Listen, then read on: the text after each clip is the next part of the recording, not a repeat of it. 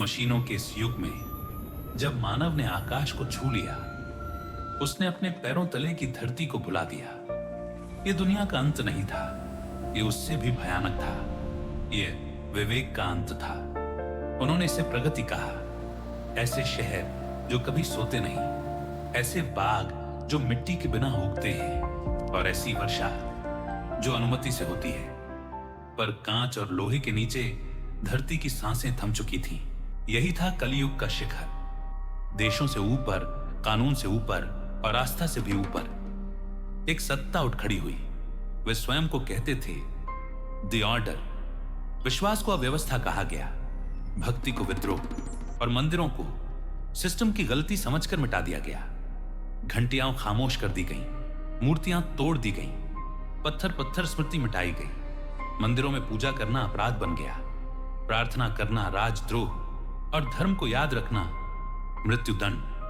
लेकिन सबसे अंधेरे युग में भी कुछ लोग भूलने से इनकार कर देते हैं। डॉक्टर आर्यवर्धन और डॉक्टर एरा, संजीवनी बायोसाइंसेस के फाउंडर्स एंड चेयरपर्सन्स। वे केवल बायोसाइंटिस्ट नहीं थे, वे उस युग में वैदिक विद्वान थे जहां ज्ञान को अपराध बना दिया गया था। उन्होंने केवल नदियां और मिट्टी नहीं बचाई, उन्होंने आशा को जीवित रखा। जहां मंदिर तोड़े गए थे, उन्होंने उन्हें चुपचाप फिर खड़ा किया। जहां भक्तों के परिवार काट दिए गए थे, उन्होंने उन्हें शरण दी। वे विद्रोही नहीं थे, वे धर्म के सेवक थे। उजड़े शहरों के नीचे, निगरानी से परे, उन्होंने आश्रय बनाए, जीवित वन, छिपे हुए मंदिर और उन परिवारों के लिए सुरक्षा जिन्हें मिटा देने का आदेश था। उनका संगठन छोटा था, लेकिन उनका अपराध अनंत था। और उसी संसार में एक बालक रहता था, 9 वर्ष का, शांत, सजग, मारुति। वह नियति को नहीं जानता था, लेकिन नियति उसे पहचानती थी। उसे सिखाया गया था अहंकार के बिना बल, भय के बिना भक्ति और हिंसा के बिना साहस। डॉर्डर ने देखा, गणना की और प्रतीक्षा की, क्योंकि मंदिर फिर बन सकते हैं, विश्वास फिर जाग सकता है। लेकिन वंश अगर मिटा दिया जाए तो प्रतिरोध समाप्त हो जाता है।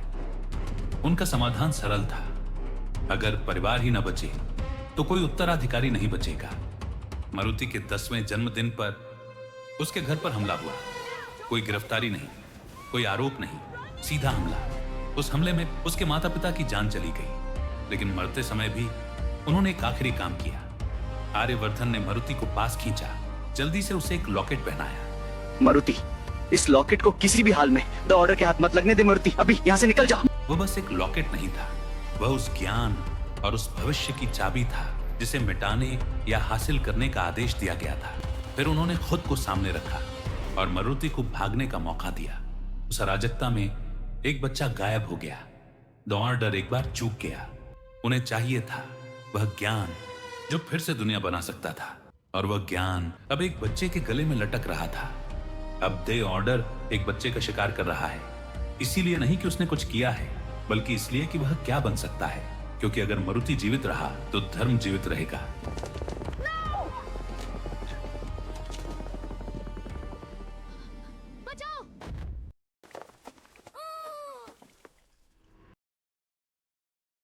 मारुति, हमेशा याद रखना, चाहे कितनी भी बड़ी मुसीबत तुम पर आए, वह हमेशा तुम्हारी रक्षा करेंगे।